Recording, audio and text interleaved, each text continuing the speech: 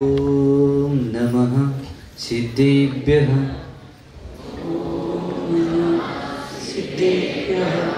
ओम नमः सिद्धेभ्यः। ओम नमः सिद्धेभ्यः। सरस्वती नमस्तुभ्यं। वरदे कामरूपिणे विद्यारंभं करिष्यामि। सिद्धिर्भवतु मे सदा। शांतिर्भवतु मे सदा। जय बोलो देवादेव मूल नायक श्री आदिनाथ भगवान की। अनंतानंत सिद्ध परमेश्वर भगवान की। चारित्र चक्रवर्ती प्रथमाचार्य शांति सागर जीवनी महाराज की। संत शिरोमणि आचार्य विद्यासागर जीवनी महाराज की। शांतमूर्ति वात्सल्य आचार्य गुरु सलमती सागर जीवनी महाराज की। मम दीक्षा गुरु आचार्य गुरु चंद्रपूर सागर मुनि महाराज की। वीर सागर मुनि महाराज की। समस्त मुनि संघ की।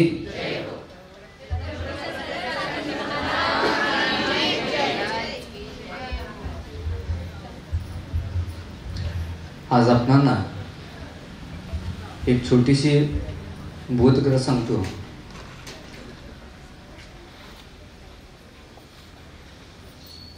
एक गाव होतं, त्याच्यामध्ये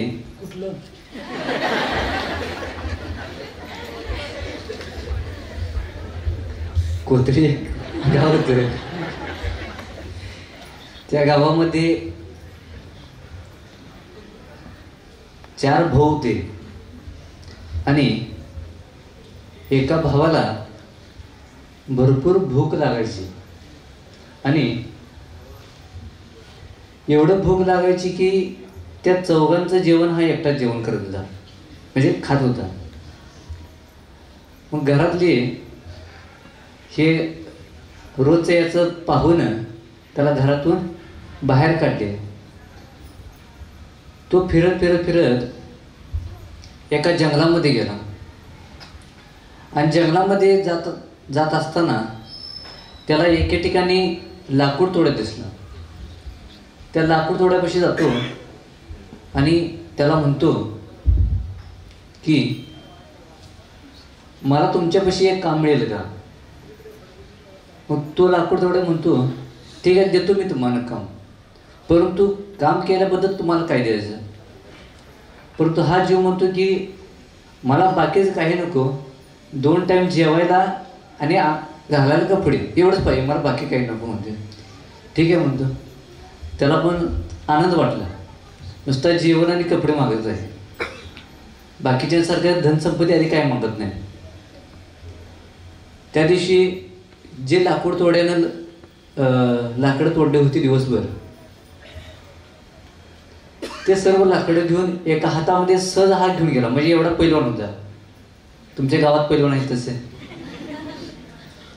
मग सहज एका हातात घेऊन गेले, घेऊन गेल्यानंतर घरी ठेवले ते आणि जेवायची संध्याकाळी वेळ आल्यानंतर घरामध्ये फक्त त्यांच्या लाकूड तोड्याच्या नवरा आणि बायको दोघंच राहत होते। गेल्यानंतर हा जेवायला बसल्यानंतर त्या दोघांचं सगळं एकदम स्वाहा, संपूर्ण सगळं जेवण। मग घरातले विचार केले, बहुतेक हा 2 दिवस उपाशी म्हणून खाल्ला असं वाटलं। ठीक आहे, 1 दिवस झालं, 2 दिवस झालं, भरपूर दिवस असं निघून गेले, तरी सुद्धा कितीही करून दिलं तरी सुद्धा पोट काय भरणा। आणि हे रोज लाकूड तोड्यासोबत जंगलामध्ये जाऊन लाकडं तोडून घेऊन येत होतं आणि जेवढं लाकडं तोडत होता त्याच्यापेक्षाही हा स्वतः सुद्धा लाकडं तोडून आणून बाजारामध्ये विकत असत आणि याच्या निमित्तानं याला भरपूर लाकूड तोड्याला भरपूर धनसंपत्तीही मिळाली। एक दिवस असं झाला, काहीतरी सण होतं आणि त्या सणाच्या निमित्ताने खीर आदी स्वादिष्ट पदार्थ केले होते आणि त्याच्यामध्ये जायफळ घालून, वेलदोडे घालून अतिशय सुगंधित खीर आधी केली होती आणि लाकूड तोड्या सांगून घरात गेला होता की मी जंगलामध्ये जात आहे, तुम्ही 12च्या दरम्यान याच्याकडून जेवणाचा डबा पाठवून द्या. परंतु हा लाकूड तोड्या त्याच्यासोबत हा आलेला, त्याचं नाव होतं नंदीमित्र. आणि तो नंदीमित्र सणाच्या निमित्तानं तिथे जेवल्यानंतर जायफळ जरी घातल्यानंतर काय होते, झोप येते. मग जायफळ आधी खाल्लेलं तो झोपी गेला. झोपल्यानंतर मग वाट बघून जंगलामधून लाकूड तोड्या परत घरी आला. घरी आल्यानंतर बायकोसोबत भांडू लागला. कसा ते डबा जंगलामध्ये पोचला नाही. मग घरात हे भांडणं ऐकून हा नंदीमित्र उठतो आणि म्हणतो की माझ्या निमित्तानं तुमच्या घरामध्ये भांडणं लागलेली आहेत, आता मी इथं घरामध्ये थांबत नाही, मी आता निघून जातो. मग तो तर घरातून निघून गेला, परंतु जाताना फक्त एक कासरा आणि कुऱ्हाड तेवढंच घेऊन जातो. कासरा आणि कुऱ्हाड घेऊन गेल्यानंतर जंगलामध्ये जातो, तिथंच राहतो. दुसऱ्या दिवशी लाकडं तोडतो आणि बाजारामध्ये जातो विकण्यासाठी. परंतु या नंदीमित्राला लाकड तोडून आणून ठेवायचं तेवढं माहित होतं, परंतु विकायचं कसं माहीत नव्हतं. त्यामुळं जंगलामधून लाकडं घेऊन बाजारामध्ये सकाळी गेला विकायला. परंतु 10 वाजले, 12 वाजले, 2 वाजले तरीसुद्धा लाकडं काही खपलं नाही, काय झालं नाही. ह्याला भुका तर लागले होते. नाराज होऊन एक ठिकाणी बसले होते. परंतु थोड्या वेळाने पाहतात की एक दिगंबर मुनी महाराजजी आहारचर्यासाठी मुद्रिका घेऊन जात होते. कुठे झाले होते? मुद्रिका धरून. आणि तुम्ही चौक्यामध्ये सांगताना काय म्हणतायचा? शुद्धी सांगताना कर सोडून आहार घ्या म्हणताय. परंतु कर पात्र म्हणजे असं ओंजळ केली ह्याला कर म्हणतात, आणि मंदिरातून जात असेल याला काय म्हणतात? मुद्रिका. शुद्धी सांगत असताना मुद्रिका सोडून कर पात्रामध्ये आहार घ्या म्हणायला पाहिजे. परंतु सांगताना काय म्हणतोय?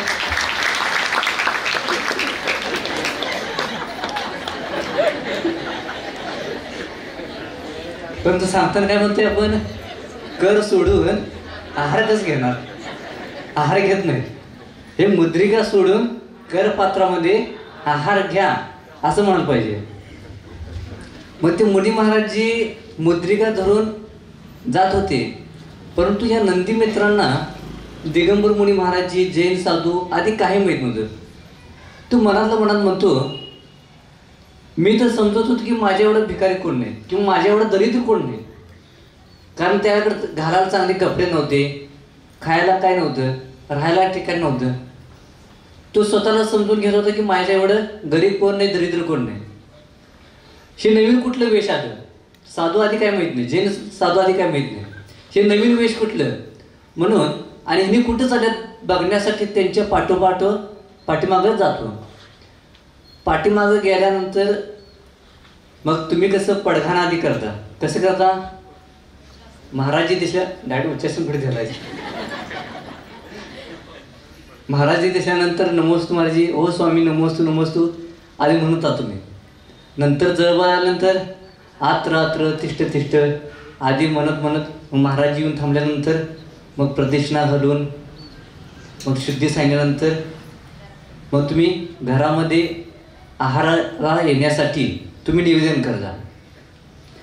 हे सर्व विधी हा लक्षपूर्वक बघत असतो. कोण बघत असतो? लाकूड तोड्या गेला जंगलात. नंदीमित्र आता त्याचं नाव.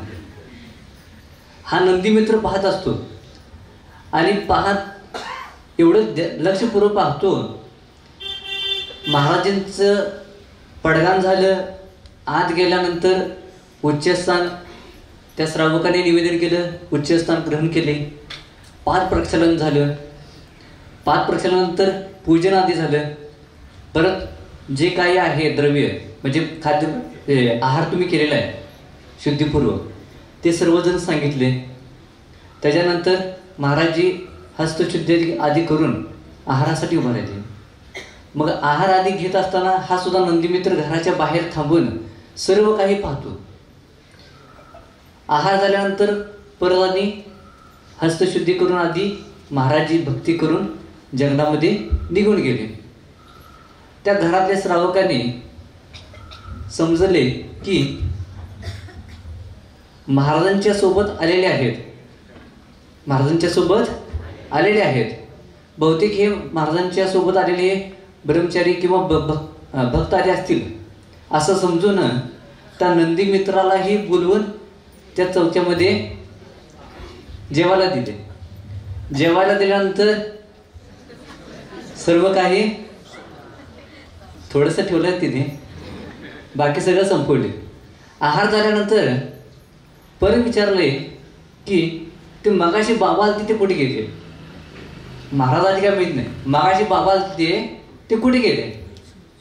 मग गेल्यानंतर त्या घरातल्या लोकांनी सांगितले की अमुक जंगलामध्ये अशा ह्या ठिकाणी त्यांनी थांबलेले आहेत. मग त्याप्रमाणे तो नंदीमित्र जंगलामध्ये जाऊन पाहतात की तिथं महाराजजी सामायिकला बसलेले आहेत. मग सामायिकला बसलेल्यानंतर पाहून जसं महाराज सामायिकला बसले तसंच हा सुद्धा तिथंच बसतो. झालं 1 तास झालं, 2 तास झालं, महाराजजी तसंच बसलेत, हा पण तसंच बसला. दुसऱ्या दिवशी परत आहारची वेळ झाली. दुसऱ्या दिवशी परत हा विचार करतो की कालच्या सारखं महाराज आज सुद्धा आहारला जातील. मग वेळ निघून जात होती पुढे. परत आणि विचारतो महाराजींना, एकदा विचारतो, तुम्ही काल जसं असा हात धरून गेला होता, मुद्रिका आधी काय माहित नाही, हात धरून तुम्ही गेला होता तसं आज पण जाणार आहे की नाही.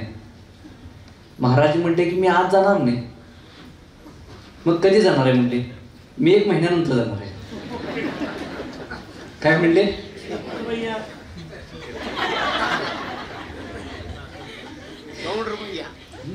1 महिन्यानंतर जाणार आहे.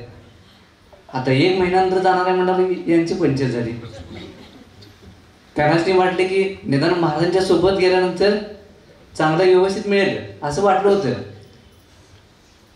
परंतु महाराजजी 1 महिन्यानंतर जाणार आहे म्हटल्यानंतर आता मी काय करा म्हणलं. मग परत विचारतो महाराजींना, तुमचं हा साळूता काय, हे साळूता आणि कमंडल म्हणजे लोटकं ते तुम्ही देता का. महाराज आधी काही माहिती नाही, धर्म आधी काही माहित नव्हतं. हे तुमचं साळूता आणि ते लोटकं द्या, निदान मी तर जाऊन येतो. भव्य जीव होते महाराजांनी ओळखले अवधी ज्ञानाने. त्यांनी त्यांना धर्मोपदेश दिले आणि त्यांना दिगंबर दीक्षा दिली. दिगंबर दीक्षा दिली. आता दीक्षा दिली म्हटल्यानंतर त्या दिवशी एक उपास. दीक्षा झाली. दुसऱ्या दिवशी जसं महाराज आहारला गेले होते तसं हा सुद्धा नंदीमित्र, म्हणजे आता नंदीमित्र हा नंदी आता महाराज आहेत असं समजूया. नाव दीक्षा झाल्यानंतर नाव काय माहित नाही हो. नंदीमित्र सागर नाव माहित नाही मला. दुसऱ्या दिवशी परत नगरामध्ये गेले आहारला. परंतु नगरातल्या लोकांना माहित होतं की महाराजजी महिन्यातून एकदा आला उठतात. मग नगरामध्ये आहारला गेल्यानंतर कोण पडद्यांना थांबलं नाही. कोणाला माहित नव्हतं नवीन महाराज आलेत. मग महाराजजी नगरामध्ये सर्वत्र फिरले, कोण पडताना दिसलं नाही. परत पुन्हा आले, जंगलामध्ये बसले. परत गावामध्ये चर्चा चालू झाली की आज एक महाराज आले नगरामध्ये, परंतु पडगाण झालं नाही. महाराजजी जंगलामध्ये उपास करून गेलेले. गावामध्ये चर्चा झाली. दुसऱ्या दिवशी 2 चौक लागली. दुसऱ्या दिवशी 2 चौक लागले. परत दुसऱ्या दिवशी तिसऱ्या दिवशी महाराज आहार उठले. तिसऱ्या दिवशी महाराजजी परत पुन्हा नगरामध्ये गेले, 2 चौकी लागले, पाहिले आणि विचार केले की का रे 1 दिवस उपास केले, किती 1 दिवस उपास केले तर आज 2 चौकी लागल्यात. आज जर 1 उपास केलं तर अजून 4 चौकी लागतील आणि चांगलं चांगलं खायला मिळेल. कसं मिळेल? चांगलं चांगलं खायला मिळेल असं विचार करतात, फिरतात आणि परत पुन्हा जंगलामध्ये येऊन बसतात. आता ही 3रा उपास झाला. परत दुसऱ्या दिवशी अनेकदा जातात, परत आणि नगरामध्ये फिरतात, तर 2 चौक्याचं 4 चौके झाले होते. पहिल्यांदा लागले होते एक सामान्य घरामध्ये लागले होते चौके. परत त्या दुसऱ्या दिवशी जरा चांगल्या मोठ्या घरामध्ये चौका लागला होता. परत नगरामध्ये फिरून बघतात तर 4 चौक लागलेत. परत आणि पुन्हा विचार करतात की काल 1 उपास केले तर आज 4 चौक लागल्यात. आज अनेक उपास केलो तर उद्या 8 चौका लागतील किंवा 7 ते 10 चौके लागतील असं विचार केले आणि जर मोठ्या चांगल्या घरात चौका लागले असं विचार करतात, फिरतात, परत पुन्हा येऊन जंगलामध्ये बसतात. परत आणि उपास करून त्या दुसऱ्या दिवशी आणि आहारला गेले. असं सामान्य घरामध्ये, चांगल्या मोठ्या घरामध्ये, मंत्री, प्रधानमंत्री, शेवट राजाच्या घरात लागलं चौका. परंतु असं उपास करत करत 6-7 उपास झाले. परत 8व्या दिवशी महाराजी त्यांचे गुरु परत त्यांना असे सांगितले, आता आज आहाराला कुठे जायचं?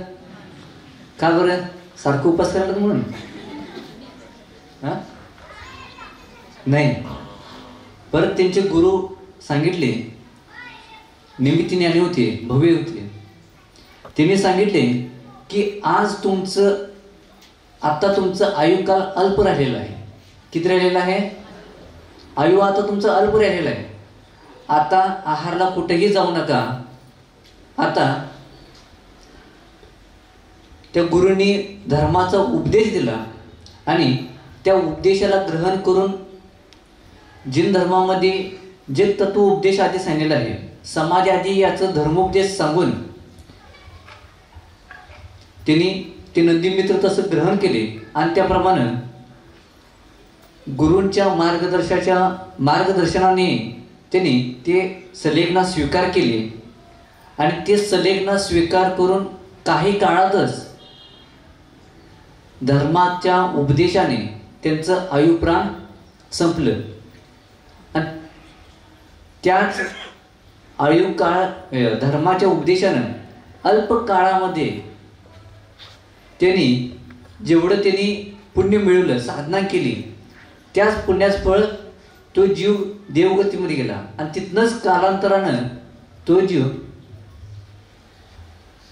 ह्या भारतावर राज्य मिळवणारा सर्वात उत्कृष्ट राजे चंद्रगुप्त मौर्य ह्या पदामध्ये त्यांचं आयुकर्म तिथं आलं. म्हणजे तो जीव चंद्रगुप्त मौर्य ह्या पर्यायात आला. आता चंद्रगुप्त मौर्य हे तुम्हाला कोण आहेत हे माहिती आहे सर्वांना. ज्यांनी आचार्य भद्रभाऊंचे शिष्य झाले आणि भद्रभाऊ आचार्य म्हणजे श्रुतकेवली आचार्य आणि त्यांची सल्लेखना श्रवणबेळगोळमध्ये झाली. सल्लेखनाच्या टायमात भद्रभाऊ आचार्यांची त्यांनी उत्कृष्ट सेवा केली आणि त्या सेवा करत असताना ज्यावेळी उत्तर भारतामधून त्यांनी दक्षिण भारतात आले आणि दक्षिण भारतामध्ये आल्यानंतर श्रवणबेळगोळच्या एरियामध्ये त्यावेळी सुद्धा तिथं जंगल होतं आणि आता हे श्रवणबेळगोळ आता हे नाव प्रसिद्ध आहे, परंतु त्यावेळी फक्त जंगल एरिया होता ना. तिथं भगवंत किंवा समाज आधी काही नगर आधी काही नव्हतं. त्या ठिकाणी भद्रवाचार्य गेले सल्लेखनासाठी. तिथे गेले. 12,000 मोठ्या साधूंचा संघ होता. त्यातील भद्रवाचार्य आणि चंद्रगुप्त मौर्य म्हणजे त्यांनी सुद्धा दीक्षा घेतली. त्यांचं नाव होतं प्रभाचंद्र आचार्य. आणि बाकीचे जे 12,000 साधू होते त्यांनी तसंच दक्षिण भारतामध्ये गेले. राहिले फक्त 2 साधू आणि ते 2 साधू म्हणजे भद्रवाचार्य आणि चंद्रगुप्त मौर्य. भद्रभावाचार्य यांचा सुद्धा आयुकाळ संपून म्हणजे अल्प जाणून त्यांनी संलेखना स्वीकार केली आणि त्यांनी तिथं साधना केली. आणि चंद्रगुप्त मौर्य तिथं सुद्धा आहारला उठत असताना भद्रभावाचार्यांनी सांगितले की तुम्ही आहारला आता उठा. आहारला गेल्यानंतर जंगलामध्ये फिरले. नगर आधी काही नव्हतं. एक दिवस पूर्वेला गेले, एक दिवस पश्चिमला गेले. असंच नगर नाही पाहून ना समाज नाही काही नाही, जंगलामध्ये फिरून येऊन त्यांनी उपास करून जंगलामध्ये बसत होते, आचार्यांच्या जवळ बसत होते. पूर्वभावातलं पुण्य पहिल्यांदा त्यांनी नंदीमित्र पर्यात होते. भुकेसाठी म्हणजे पोटासाठी त्यांनी दीक्षा घेतली होते. धर्म आधी काही माहिती नव्हता. परंतु ज्यावेळी गुरूंचा उपदेशाने त्यांनी धर्म श्रवण केले, ऐकले, ग्रहण केले आणि धर्माच्या आचरणाप्रमाणे त्यांनी साधना केल्यामुळं पुढल्या भावामध्ये ज्यावेळी श्रवणबेळगोळमध्ये त्यांनी आहारला गेले, 4 दिवस सुरुवातीला आहार मिळाला नाही. यांची साधना पाहून पूर्वभावातल्या पुण्याच्या उदयानं स्वर्गातल्या किंवा देवानी येऊन त्या तिथल्या नगरामध्ये श्रवणबेळगोळच्या नगरामध्ये त्यांना 12 वर्ष आहार दिले. कुणी? देवानी येऊन त्यांना आहार दिले. परंतु ज्यावेळी दक्षिण भारतातून जे 12,000 मुनी महाराजांचा संघ गेला होता, तो संघ परत पुन्हा इथं श्रवणबेळगोळमध्ये आल्यानंतर विशाखाचार्य हे जे भद्रभावाचार्य होते त्यांचं आचार्यपद हे विशाखाचार्य यांना दिलं होतं. आणि ते विशाखाचार्य परत पुन्हा इथं श्रवणबेळगोळमध्ये आल्यानंतर त्यांनी विचारले की ते या जंगल एरियामध्ये तुम्ही आहारचर्या कसं करता? त्यावेळी प्रभाचंद्र आचार्यांनी सांगितले की इथं थोड्याशा अंतरावर इथं नगर आहे, त्या नगरामध्ये जाऊन आम्ही इथं आहार करतो. मग ते 12,000 मुनी महाराज सर्वजण आहारला गेले. आहारला गेल्यानंतर सर्व मुनी महाराजांचा आहार झाला. आहार झाल्यानंतर त्यातले एक साधू किंवा एक ब्रह्मचारी त्यांचं कमोडल त्यांचं किटली आधी त्या घराच्या बाहेर तिथं विसरले होते. मग ते आणण्यासाठी ते ब्रह्मचारी परत पुन्हा नगराकडे गेले. तर पाहतात तर तिथं नगर आधी काही नव्हतं.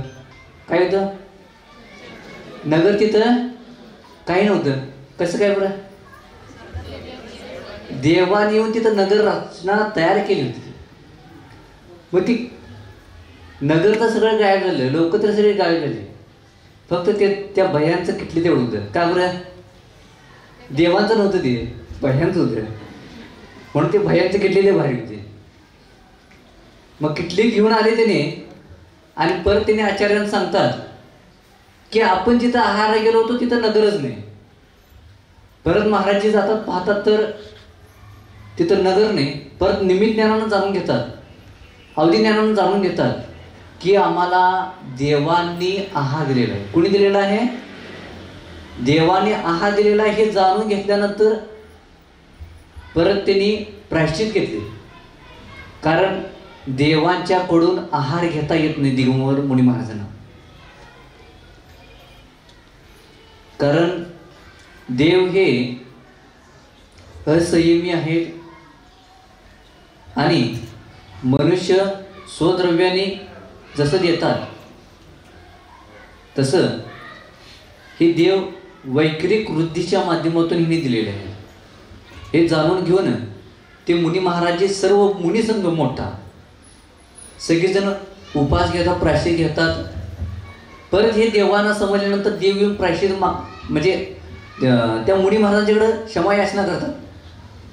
परंतु जे प्रभाचंद्र आचार्य किंवा विशाखाचार्य यांनी क्षमा मागून त्यांनी त्या देवांना सांगतात की वैकृतिक शरीराच्या माध्यमातून आम्ही शरीराच्या माध्यमातून जे तुम्ही आहार दिले आहे ते आम्ही ग्रहण करू शकत नाही, ह्यासाठी आम्ही प्रायश्चित करतो. म्हणजे याच्या बोधगतीतून काय शिकायचं आहे? पूर्वभावामध्ये नुसता खाण्यासाठी जरी साधू झाले अज्ञानतेनं, परत ज्ञान ग्रहण केल्यानंतर त्या साधनेचं फळ पुढल्या भावामध्ये एवढं त्यांचं पुण्य उदयाला आलं की जंगलामध्ये ज्या ठिकाणी कोणीही समाज नाही ना, नगर नाही ना, काही नाही, अशा ठिकाणी सुद्धा सर्व काही मिळतं सुलभतेनं. तर आपल्या ह्या समाजामध्ये इथं आपला एवढा जैन समाज असून सुद्धा आणि तुमच्याकडे सर्व शक्ती सामर्थ्य असून सुद्धा जर का आपण ह्या उत्कृष्ट संलेखनाचा साधनेला आपण जर का समर्थन करत नसेल, जर का आपण या संलेखनाला जर का आपण सेवा करत नसेल आणि या संलेखनाच्या माध्यमातून आपण जर का पुण्य मिळत नसेल, तर आपलं हे पुण्य परत कुठे मिळणार आहे? अन्यथा कुठे मिळणार नाही. हे पुण्याचा अतिशय तुम्हाला पुण्याचा लाभ मिळणार आहे. ह्या पुण्याचा लाभ जर का करून घेतला तर आपल्याला सुद्धा कुठल्याही तुम्ही गतीत गेला तर कधीही तुम्हाला कधी कमी पडणार नाही. म्हणून ह्या चातुर्मासमध्ये तुम्ही सर्वजण यथाशक्ती तन मन धनाने जेवढी माताजींच्या संलेखनासाठी तुम्ही जेवढं मदत करशील किंवा भविष्यामध्ये तुम्हीही स्वतः दीक्षा घेऊन साधना करून संलेखना करून तुम्ही असंच अनंत पुण्याचा लाभ घेऊन, आता इथं तर फक्त थोड्याशी साधना केल्यानंतर एवढं पुण्य मिळालं, एवढं शक्ती मिळाली, तर आपण मोक्षगतीच्या माध्यमातून आपण भावना केलो तर साक्षात सिद्ध भगवान होतील का नाही? काय अजून मोक्ष जायची इच्छा नाही? अजून फिरायची इच्छा आहे का? नाही. आपण ह्या संलेखनाच्या माध्यमातून सर्वजण सेवा करून आपण सुद्धा पुण्याचा लाभ करून घ्यावा हीच मी भावना ठेवतो. जे बोलो आदिनाथ भगवान की